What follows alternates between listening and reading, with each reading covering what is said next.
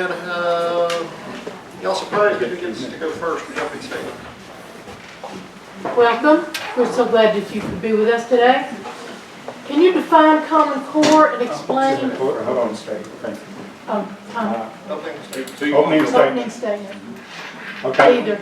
Mr. Melton, since you're the challenger, you can go first. My name is Jonathan Melton. I'm a lifelong Loganville resident, and I have a bachelor's in science, preliminary law, and a minor in business. And my Excuse me, specialty. sir, can you please speak up? It is very difficult to hear you from this point in the room. Yes, sir, I'll try my best.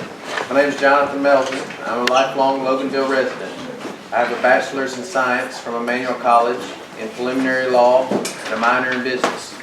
My specialty is the economy and macroeconomics as it relates to national policy. I'm running for this district because I care about the people and I care about their interests.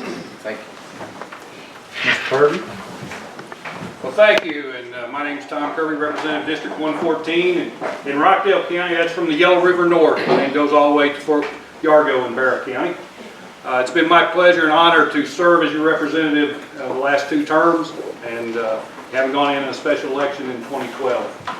My wife Rosemary and I live in Loganville. We have 3 daughters. My oldest Courtney currently serving in the Peace Corps in Timor-Leste over in Indonesia. My middle one is a graduate of the University of Kentucky, is still living in Lexington, and my youngest still in Loganville High School. Been a strong supporter of public schools, as all 3 of my children are public school educated. Served as chairman of the board for the Walton Career Academy. Served on the Chamber of Commerce Board of Directors. Served as vice chairman for economic development in Walton County. Also graduate leadership Walton and served as the leadership Walton alumni president.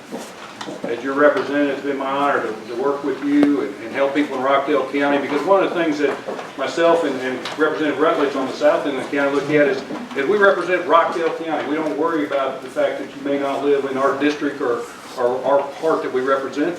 We're here to serve you and serve all the people here, and with your support, we look forward to doing that for another 2 years. Thank you. Thank you.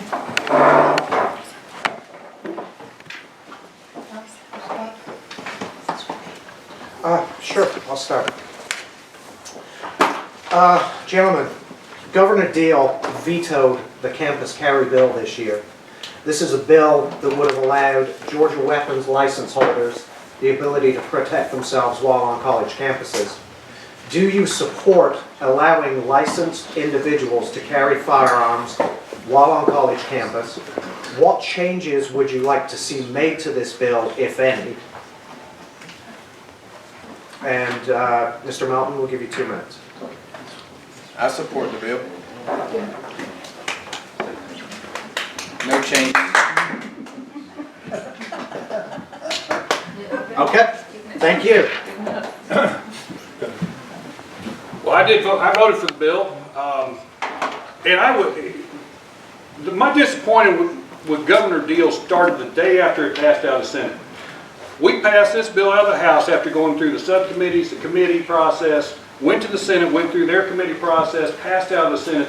After it was passed out of both bodies, then the next day was the first time the governor spoke up and said, I have something that I'd like for y'all to address.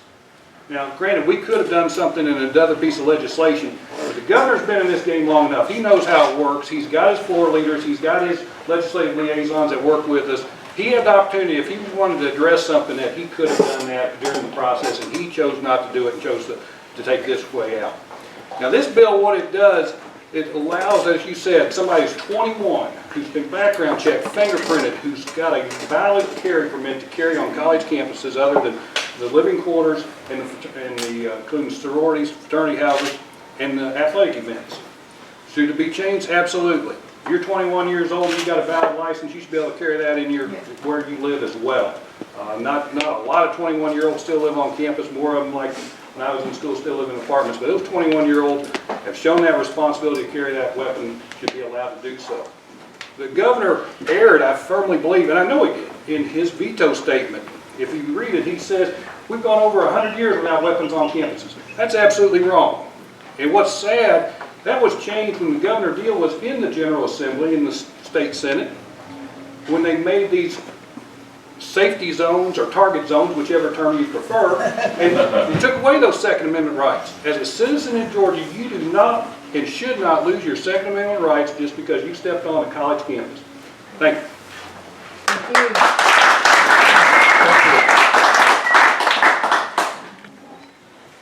All right, Mr. Melton, do you support the encryption backdoor into the electronic devices of the U.S. citizens, or do you consider this to be the immense security threat that all the encryption experts consider it to be, and an absolute violation of the Fourth Amendment and civil liberties? It's an absolute violation of the Fourth Amendment Yes. civil liberties. Could you elaborate? Well, the government spying on us, you know, the government having all this data about us, and, you know, eventually in time, they'll be able to use it against Could you us. stand up, please? You know, it's, Could you stand up like that? Yes, ma'am. I mean, if the government has all this information against us, first of all, I mean, they need warrants to obtain that information. We're citizens here. We shouldn't be treated like foreigners, like we're possible terrorists. I mean, if they're going to do this against people who aren't citizens of the United States, I'm fine with that. But citizens should have special rights that are different than people who aren't. So this is an absolute violation of the Fourth Amendment, in my interpretation. It is clearly a violation of the United States Constitution, without a doubt. One of the things that we do, and we have to do in Atlanta, and you can see my copy's getting a little tattered, but at the state level, we have to defend our Constitution, and we're having to defend it from the federal government, a lot of federal judges. And that's sad. That's not how it's supposed to be, but we're going to stand up and we're going to do that. And it's, whether it's electronics or some other things that we saw in the Patriot Act that they reauthorized, you know, we've got to stop Washington every chance we get from Atlanta and tell them, no, you don't have the authority. The Constitution does not give you the authority to do that, and we're not going to put up with it. I mean, just yesterday we saw an overreach. You talk about the Article 1, you know, we saw an overreach of Obama's education department playing blackmail with their school system over transgender bathrooms.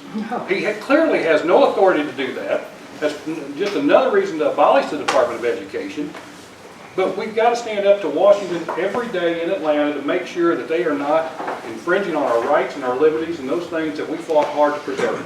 And that includes the electronic eavesdropping and all these other things that have been going on for several years now. Thank you.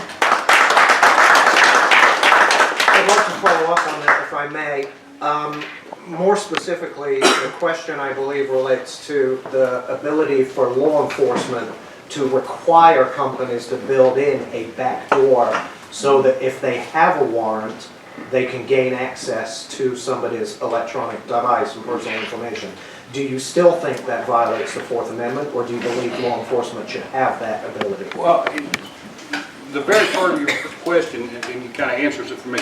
Government does not have the right to tell a business how they're going to conduct business any way, shape, or form. It includes telling you how you're going to manufacture a device and what it can and cannot do. That's up to the business, whether it's Samsung or Apple or whoever. They build a device, they build a product to sell. That's their job, that's their responsibility. It's not government's job to tell them you have to put this in there, an eavesdropping device or any other thing that we can get access to when we need it. Thank you. Mr. Melton, would you like to address the follow-up? No, I mean, Okay. he hit the nail on the head. Thank you. Okay, Mr. Kirby, funding education in Georgia is an ongoing concern for the General Assembly. While funding education comes from many sources, the Georgia Constitution gives the local district the responsibility of levying school taxes on the district property owners. Across the state, these tax rates vary widely. We've got 159 counties. I'd probably venture to say we probably have over 100 different tax rates that they're actually getting levied. There are a handful of these districts throughout that through local legislation are allowed to exceed the maximum tax rate set by the state constitution. Since 1965, Rockdale has been one of these districts, along with a handful of other districts. And I will even venture to say there are some districts that don't even know they can levy above that 20 mil tax cap.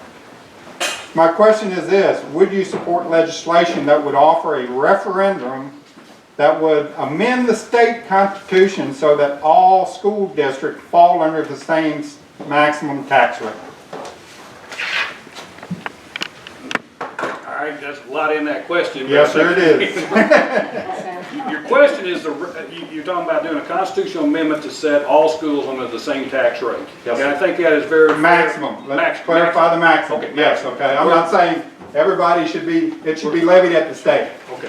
Yeah, So we're talking about reducing, I believe there's 5 districts, including Rockdale County, that exceed the maximum allowed now. And I certainly think that is an unfair thing. That was voted on in the 60s here in Rockdale County. Well, Rockdale looked a whole lot different than what it does today.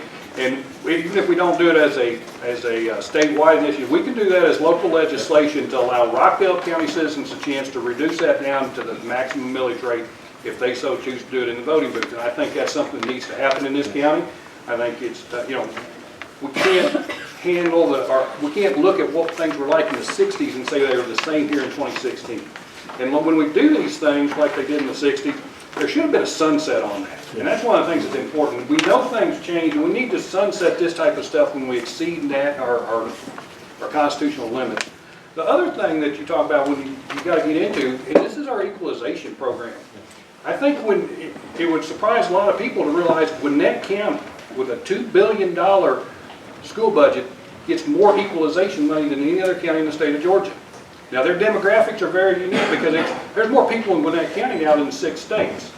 But because of the economic impact in certain areas, they get money from other counties from their millage rates and goes to Gwinnett. Right? It's one of the wealthiest counties we got. At the same time, it's got some of the poorest areas. So our equalization program needs to be looked at to make sure it's doing what it's supposed to be doing. We did do a change where they had to actually charge over a 16 millage rate before they were eligible for equalization, because we had some really poor counties that were sitting there at 10 mills and getting equalization money from the rest of the state to make up for it. We've got a lot of issues in that one question, and I hope I covered most of them. If not, I'll be happy to talk about them afterwards. thank you very much. Mr. Melton? Well, I can't give a real answer to that. Stand up, please. I can't give a good response to that because I'm not familiar with that issue. I'll have to look into it and, establish my position on it. Okay. But I know when it comes to education, one of the main gripes I have is that there's not enough economics from the 1st grade on through. All this advanced algebras and maths are fine, but we're not responsible to wake up every day and go live inside of an advanced math problem. We're responsible to contribute to an economy, but nobody really knows beans about it, and that bothers me. And it's possible for people to know about the economy, but it's long and extensive. There are 30 main fields of economy, and it needs to start as a young age and go all the way through the grade levels.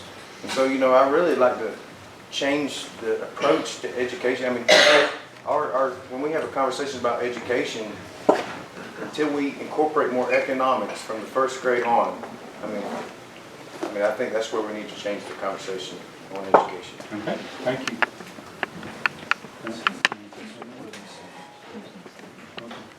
Closing statement, gentlemen. Mr. Kirby? Well, thank you, and I want to thank you all again for coming out and spending some time with us here on a Saturday afternoon, and thank the Rockdale DOP and Mike for putting this together. It has been my pleasure to serve as your full-time representative in Rockdale County in District 114 the last 2 terms. It is full-time, it's year-round.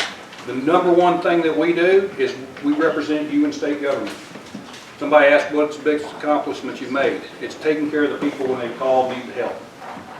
Not my place to tell you what all those were. A lot of them are private. Sometimes they just need an answer to a question, but sometimes they've got some serious issues they need help on. And that's what your representative's there for. You also asked me to be your part-time legislator.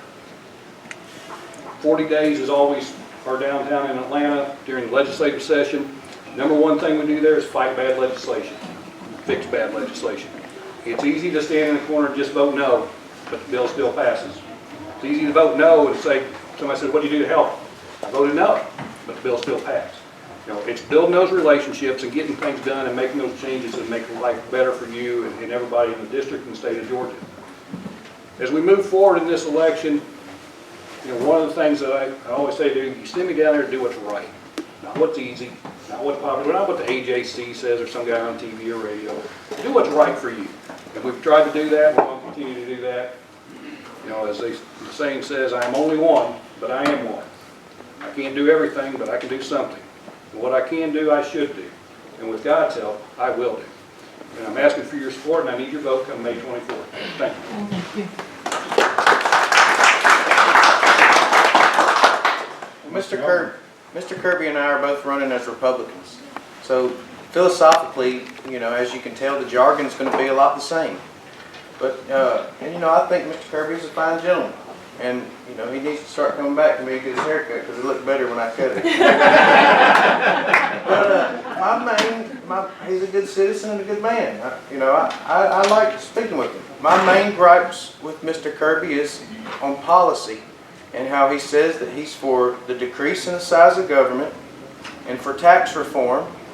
But the facts are, he voted not just for a tax increase, but the largest tax increase in the state's history of existence, which of course subsequently is the largest expansion of government in the history's existence. Now, when you say you're for one thing and then you vote for the largest tax increase, I'm sorry, but I have issue with that. You know, and that's why I decided, one of the main reasons I decided to run against him. So, those are the differences. There are a lot of similarities. Thank you. Appreciate your support. Thank you.